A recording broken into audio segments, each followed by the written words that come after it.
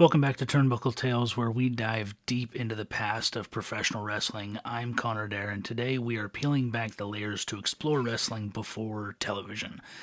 Back when it was a part of the carnival circuit, shaping itself into the sports entertainment we know today, or professional wrestling in some cases that we know today.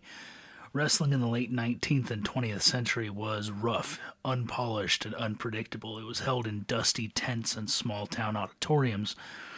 Wrestling grew alongside the vaudeville shows, the sideshow acts, and the strongman competitions. The athletes weren't just competitors, they were characters and storytellers, and sometimes even con men, working the crowd in ways that would set the stage for wrestling's evolution.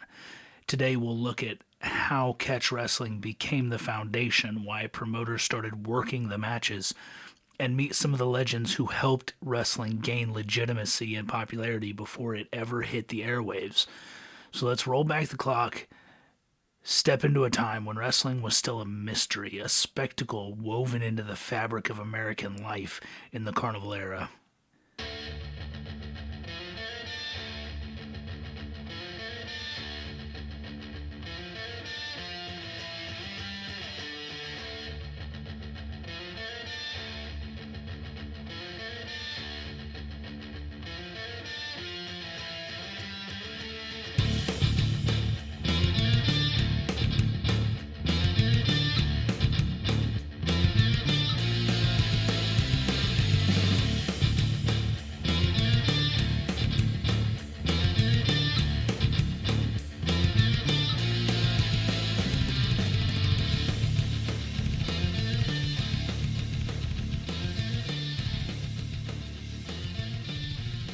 In the late 1800s, America was changing. The Civil War had ended, the frontier was closing, and industrialization was transforming daily life. In this world, traveling carnivals offered rare, exciting entertainment for communities that often had little access to it otherwise. These carnivals brought vaudeville acts, sideshow attractions, exotic animals to small towns, and wrestling became a natural fit. Early wrestling in the carnival circuit was a melting pot of different styles and influences reflecting America's diversity. Immigrants brought various wrestling traditions, especially the catch-as-catch-can style from Lancashire, England, which allowed nearly any hold or submission. This style quickly caught on because it was aggressive, it was fast, and it allowed for almost any technique, contrasting with the slower upper body only holds of Greco-Roman wrestling. Catch wrestling's adaptability made it a hit, and its no holds barred nature was ideal for drawing crowds. Strongmen like William Muldoon became stars, using their impressive physiques and feats of endurance to attract attention. Muldoon's legendary 1881 match with Clarence Whistler, lasting over 7 hours, set a new standard for toughness in wrestling. Muldoon, a former Civil War soldier, brought legitimacy to the sport, showing it could be more than just a sideshow attraction. And he went on to train famous boxers and athletes, giving wrestling a serious athletic reputation. Promoters began to capitalize on wrestling's crowd appeal by structuring matches with time limits, allowing for more shows per day and a quicker pace. Posters and handbills exaggerated claims, creating larger-than-life personas for wrestlers who often donned colorful costumes or took on intimidating monikers like the Strangler or the Russian Lion. By the 1890s, wrestling had become a dependable attraction for carnivals and a respectable career path for strongmen and brawlers. With wrestling's popularity rising, carnival promoters faced a dilemma: how to keep matches entertaining without risking their stars losing too often. The solution was simple, but ingenious: work the matches, predetermining outcomes to maintain control and maximize excitement. This is where Kayfabe was born. Kayfabe originated as carny slang, referring to keeping up appearances and maintaining the illusion of competition. Wrestlers developed a secret language to communicate without tipping off the audience. They used hand signals, taps, subtle squeeze to signal the next move or to wrap up the match or to change on the fly. This code extended beyond the ring, however. Wrestlers stayed in character in public, carefully maintaining kayfabe to avoid exposing the act. If the crowds thought wrestling was fake, they'd lose interest. If they lose interest, they stop showing up. Kayfabe was critical. The promoters began building characters to enhance the spectacle. Wrestlers took on roles like the All-American Hero or the Foreign Villain to fuel crowd reaction. One of the earliest heels was Yusuf Ismail, known as the Terrible Turk. His imposing physique and intimidating persona capitalized on American fears of foreign threats. His rivalries helped create the concept of the heel, the villain, as an integral part of wrestling storytelling. To keep the matches fresh, wrestlers developed set moves and strategies to maintain control. Farmer Burns, an influential wrestler and trainer, taught his students techniques for pacing a match and using holds to entertain the crowd. Burns is often credited with pioneering ring psychology, helping wrestlers understand how to manipulate a match's flow to keep audiences on the edge. The subtleties of working a match became a craft passed down through generations, with Burns training future legends like Frank Gotch in both skill and showmanship. Ring psychology is something that we still see today, still hear about today. It is often believed that the most important thing a professional wrestler can do is understand ring psychology, understand how to tell that story inside the ring. The Carnival era gave rise to a new kind of wrestling hero. These early stars weren't just strong, they were storytellers who captivated audiences and paved the way for wrestling's evolution. Farmer Burns, Martin Farmer Burns, born in Iowa, became one of the most respected wrestlers of his time, embodying the spirit of catch wrestling. Burns trained himself using a regimen that included running 5 miles daily, and extensive neck training, giving him the resilience that amazed audiences. He famously hung by his neck in exhibitions to demonstrate his strength, a stunt that reinforced the larger-than-life image of carnival wrestlers. Burns also started one of wrestling's earliest schools, where he trained Frank Gotch and other future stars, establishing a wrestling lineage that would shape the sport. George Hackenschmidt, the Russian Lion, was another early wrestling legend. Originally from Estonia, Hackenschmidt brought Greco-Roman techniques to the American circuit, where his impressive strength and discipline won him acclaim. His 1908 and 1911 matches against Frank Gotch became some of the first must-see wrestling events. Drawing massive crowds and intense national interest, Hackenschmidt's rivalry with Gotch laid the foundation for the feud structure in wrestling, turning competition into an ongoing storyline. Frank Gotch, who emerged from the carnival circuit under Burns' mentorship, became a cultural icon. Gotch's fame extended beyond the ring. He symbolized the rugged individualism of early 20th century America. His intense 1911 rematch against Hackenschmidt, held in Comiskey Park, Chicago, became one of the most famous wrestling events in pre-television history, drawing more than 30,000 fans and sparking debate about the legitimacy of wrestling. Gotch was a master of blending athleticism with character work, a skill that made him America's first sports superstar. These figures didn't just compete, they created an enduring legacy. Their matches were often long, brutal, and raw, with stories that turned them into mythical figures. Their blend of skill, charisma, and toughness became the standard that future wrestlers would aspire to. The carnival wrestling world wasn't just about athletic contests, though. Promoters were there to make money, and they weren't above using clever cons to do it. From ringers to hookers, carnival wrestling was filled with schemes designed to ensure the house always won. A ringer was a wrestler planted in the crowd who appeared to be an everyday person. Promoters used these guys to drum up bets from locals who they thought could beat the carnival strongman. After a few staged losses by the strongman to these ringers, word would spread, locals would lay down bets.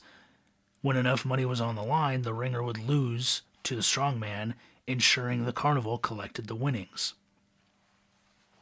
Then there were the hookers, wrestlers specially trained in holds that could disable an opponent quickly.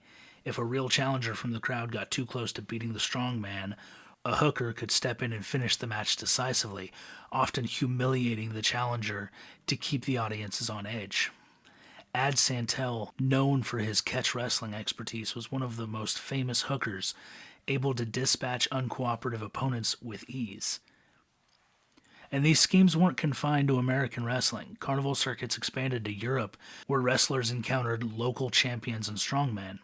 In Japan, wrestling from the carnival circuit even faced off against jiu-jitsu practitioners in the early 20th century. This exchange of styles added a new dimension to wrestling, influencing techniques that would remain part of wrestling's global tradition. As the early 20th century unfolded, wrestling began to move from the carnival circuit into more organized venues, spurred by the success of larger-than-life stars and a growing appetite for structured competition. By the 1920s, wrestling was shifting from a traveling show to permanent arenas. Key figures in this transition included Ed Strangler Lewis, whose fearsome headlocks and brute strength captivated audiences across the country. Lewis teamed up with promoters like Toots Mondt and Bill Sandow to form the Gold Dust Trio, a group that fundamentally reshaped wrestling's presentation. They introduced time limits, booked major arenas, and ensured wrestling's profitability by organizing it as a controlled business rather than a carnival attraction. Toots Mondt innovated what he called slam-bang Western style, super catchy. It was a fast-paced, more exciting form that emphasized throws and slams and stunts over the traditional grappling and mat work of earlier styles. This action-oriented approach was designed to thrill audiences and worked perfectly in bigger venues where crowds needed larger-than-life action to stay engaged. Mondt's style became the blueprint for modern wrestling, emphasizing movement, spectacle, and a strong narrative pace. Under the Gold Dust Trio's guidance, wrestling matches began to incorporate more planned moves and prearranged storylines, bringing a new level of organization to the sport by ensuring that each wrestler had a distinct persona, hero, villain, regional icons. The Gold Dust Trio turned wrestling into a form of serial entertainment. They crafted rivalries that spanned months or even years, allowing fans to follow their favorite wrestlers through ongoing storylines. This organized structure allowed wrestling to draw consistent crowds and attract loyal fans. The trio's strategy also included negotiating with other promoters, agreeing to divide the country into territories. Each territory became its own wrestling world with local stars and champions who drew in regional audiences. Wrestlers would tour these territories, appearing as visiting heroes or villains, which gave fans across the country a chance to see new matchups and storylines with new characters. By the 1930s, wrestling had become a staple in cities across America. Promoters held matches in armories, gyms, town halls, creating a structured network that allowed for larger events and eventually championship belts that traveled across territories. Wrestling events became known as cards, with each match contributing to the overall story of the evening, giving fans multiple opportunities to see local and visiting stars. As wrestling continued to grow, the idea of a unified champion began to take hold. In 1936, the National Wrestling Alliance was established to coordinate titles across territories, creating a system that allowed each region to crown their own champion while acknowledging an overarching NWA World Heavyweight Champion.